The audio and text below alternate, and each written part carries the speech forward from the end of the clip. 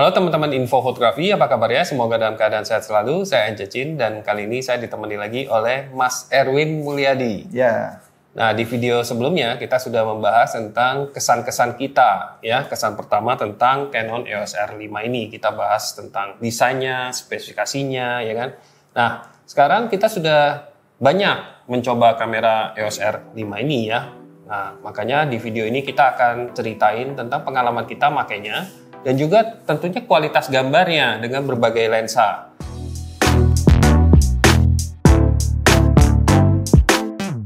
Yang pertama cerita adalah Mas Erwin dulu nih ya, yang sudah membawa EOS R5 dan beberapa lensa untuk foto-foto pemandangan, bukan hanya di Jakarta tapi juga di Bandung. Ya. Nah, gimana nih Mas Erwin? Ya, teman-teman pengen dengar pengalaman dan kualitas gambar dihasilkan oleh R5 ini. Ya, sebelum ke pengalaman saya pakai R5 ini, sedikit lagi saya singgung tentang spesifikasinya ya, yaitu ada sensor 45 megapiksel. Kemudian kemampuan videonya dia bisa 8K ya, sesuatu yang sangat tinggi ya untuk saat ini gitu.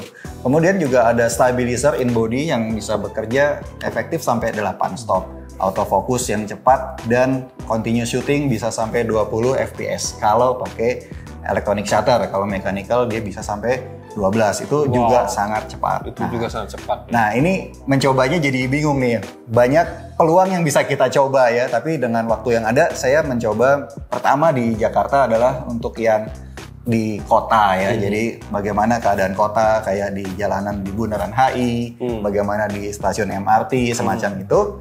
Dan ya, yang salah satu yang saya dapatkan adalah kecepatan fokusnya juga cepat. Waktu keretanya udah jalan, saya ingin ambil momen cepat, dia responsif.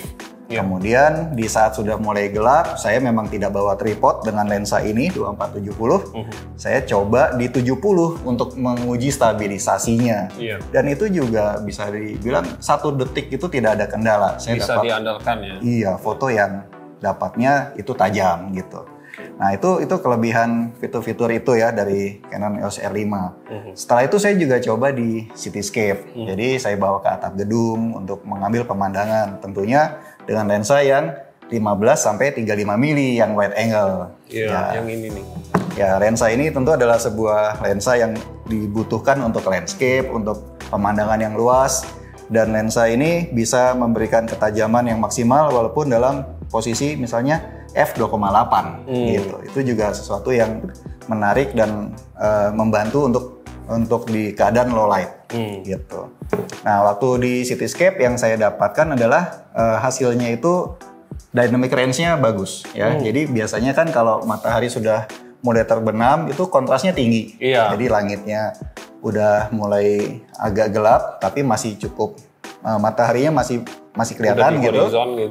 Dan biasanya terang banget. Gedung-gedungnya kan jadi mulai gelap tuh. Iya. Terutama yang di bawah-bawah gedung itu tuh, ya itu biasanya. Iya, dan itu akhirnya detailnya bisa kelihatan dengan jelas gitu. Kalau kita angkat detailnya, shadow-nya misal di editing itu bisa lebih jelas.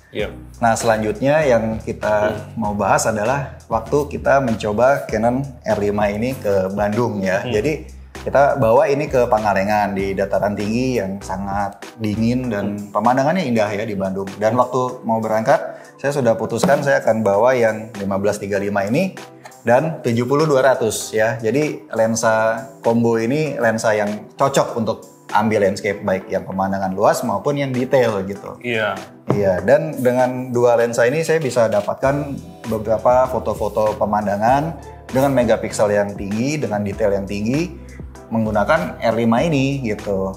Misalnya di saat sunrise, waktu di bukit yang kita bisa memandang luas ya ke arah kebun teh itu, lensa wide ini sangat membantu. Saya ambil perspektif, kemudian ambil komposisi, dan dengan menggunakan tripod waktu masih agak gelap, saya bisa dapatkan dengan bukaan yang kecil dan ketajamannya maksimal. Gitu.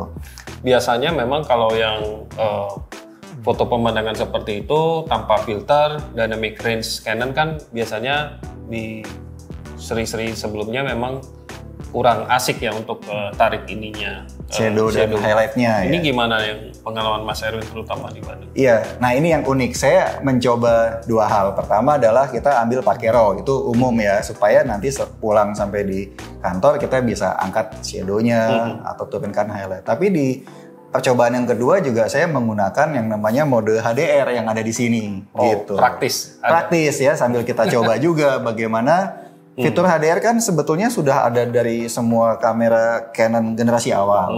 Tapi dengan sensor ini apakah bisa terlihat lebih maksimal misalnya gitu.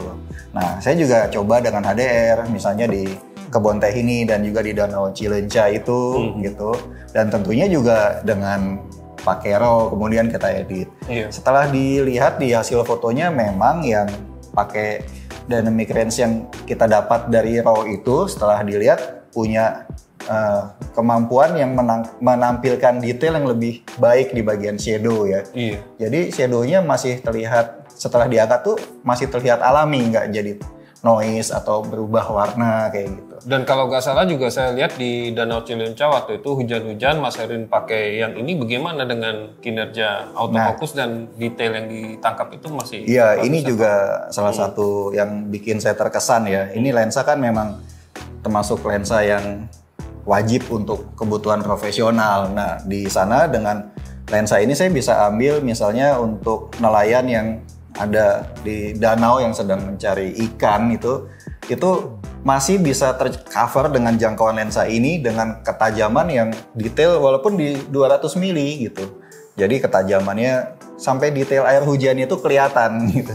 Itu juga ya tentu sesuatu yang menyenangkan ya. Dan autofokusnya bisa mendapat kuncian fokus dengan cepat. Misalnya autofocus continue karena kapal kita kan juga jalan terus ya. Jadi kita mesti continuous dengan shutter cepat dan juga dibantu sama IS-nya juga gitu. Jadi sekarang gantian ya, bagaimana pengalaman NC juga memakai Canon EOS R5 ini. Silakan. Oke. Ya, saya sudah mencobanya di beberapa tempat, tapi saya cobanya lebih banyak yang lensa telefotonya nih, yang 70-200 mm ini dan juga yang 800 mm ini nih.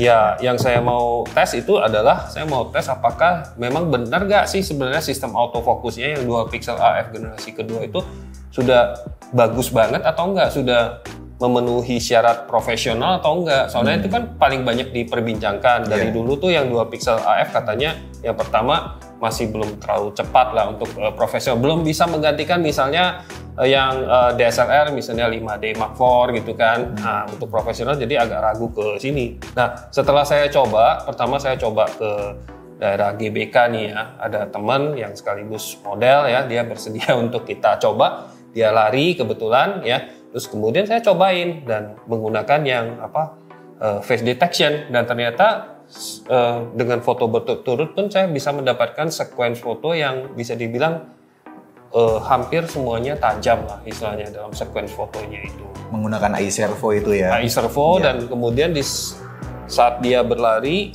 setiap gerakannya di setiap frame-nya itu ya memang ada kotak yang saya lihat dengan jelas dengan monitor.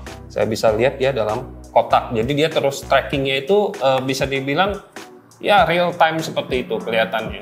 Oke, yang kedua saya mencoba kamera ini dengan lensa panjang ini nih. Ngomong-ngomong kita juga bikin video khusus untuk membahas lensa telefoto 800 mm ini. Nah, kita bawa ke pesisir pantai Jakarta, kita naik perahu ya yang berukuran sedang, kemudian kita cari burung-burung yang di pagi hari yang cukup ramai ya, burung-burung pantai seperti bangau, ukurannya macam-macam. Nah, yang kita mau tes adalah ya bagaimana dengan lensa yang sangat panjang ya kan, 800 mm ini.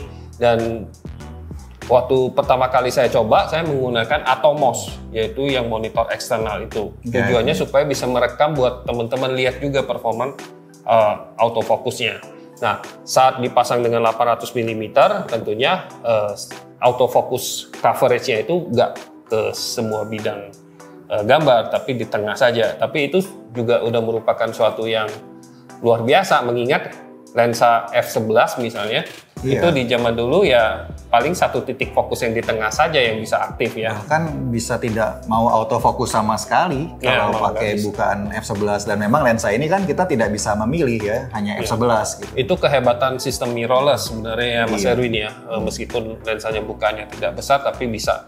Setelah saya rekam buat teman-teman supaya bisa ngelihat prosesnya itu, nah kemudian saya lepasin. Kenapa saya lepasin? Karena memang kalau misalnya pertama dipasang di terus-menerus di Atomos itu kan memberatkan saya juga kan. Iya. Iya kan. Dan kemudian jadi karena dia harus mengirimkan sinyal ke Atomos lagi, jadi overall agak jadi laggy gitu loh. Jadi akhirnya saya copotin, kemudian saya menggunakan jendela bidik. Nah ini adalah favorit saya sih sebenarnya. Iya. Saya masih bisa dibilang meskipun zaman mirrorless, tapi kan saya punya pengalaman DSLR di mana saya merasa lebih fokus kalau saya pakai jendela bidik dalam memotret, apalagi yang bergerak cepat. Jadi saya copot Atomosnya, kemudian saya banyak motret pakai ini dengan mengandalkan tombol AF on di sini. Saya tracking untuk burung-burungnya dan cukup sukses dalam beberapa kesempatan seperti itu. Dan jendela bidiknya juga enak sekali ya untuk dipakai melihat gambar itu 5 juta titik, sangat detail dan besar ya. Salah satu yang terbaik lah yang di jajaran kamera mirrorless masa kini gitu loh. Jadi kesimpulannya sih saya coba dari untuk foto pelari yang bergerak cepat yang dari jauh mendekati saya ataupun burung yang kalau burung kita tahu sendiri itu sulit ditebak. Kalau burung-burung yang bertengger itu luar biasa, autofokusnya bekerja dengan sangat cepat dan akurat. Sedangkan kalau misalnya yang burung yang terbang, ya tentunya itu suatu kesulitan tersendiri. Tapi overall dengan R5 dengan 800 mm ini, saya pikir cukup sukses. Banyak foto-foto saya bisa di-keep ya. Itu keeper rate-nya lumayan. Berkat ini juga ya, deteksi animal di autofokusnya ya. Iya, dia bisa mengidentifikasikan burung, terutama burung yang paling dekat dengan kita. Iya. Menurut saya ya, kesan saya ini terhadap kamera dan sistem ini memang sangat profesional Mas Erwin ya. Untuk autofokusnya juga sudah bagus ya dibandingkan dengan generasi awal-awal dual pixel AF. Jadi bisa dibilang ini salah satu yang terbaik dan mungkin juga lebih bagus dari yang DSLR sekarang ya kan, karena dia bisa mencakupi seluruh layar juga dan akurasinya juga tidak diragukan lagi. Nah, kualitas foto yang saya rasakan juga di ISO tingginya juga bukan menjadi suatu masalah besar ya, dimana waktu saya foto burung tadi yang saya jelasin juga noise-nya itu masih terkendali sekali gitu loh. Nah, gimana menurut Mas Erwin tentang kamera ini? Ya, sebagai resume apa yang saya coba dan saya rasakan, tentu adalah rasa solid dari bodinya itu ya, yang memang walaupun dia mirrorless tapi tidak bisa kita pungkiri ini adalah yang tertinggi yang ada di Canon ya. Yang terbaik ya. Iya, jadi memang terasa kesan profesionalnya dapat dan yang juga tidak bisa kita lupakan adalah kualitas sensornya itu sudah yang paling baik yang ada di semua lini Canon ya. Yang Canon punya, termasuk yang dari mirrorless maupun yang DSLR. Yang DSLR dengan keseimbangan antara megapiksel yang banyak ya dan juga kualitas hasil ketajaman warna dan dynamic range-nya itu. Ditambah lagi dengan stabilisasinya itu yang bisa 8 stop, itu membuat kita bisa andalkan ini buat banyak keadaan gitu, walaupun kita tidak bawa tripod misalnya. Iya, dan kita juga sangat mengagumi bahwa lensa-lensa yang Canon RF ini dalam 2 tahun terakhir itu sudah cukup lengkap untuk yang profesional, yang seri L, yang pengen kualitas terbaik sudah ada, ditambah dengan lensa yang cukup inovatif yaitu yang 800 mm untuk saya pakai untuk foto burung itu ya. Iya. Oke, gitu aja teman-teman kesimpulan kita tentang EOS R5. Mudah-mudahan sistem Canon semakin berkembang dan sampai jumpa lagi di video berikutnya. Bye-bye.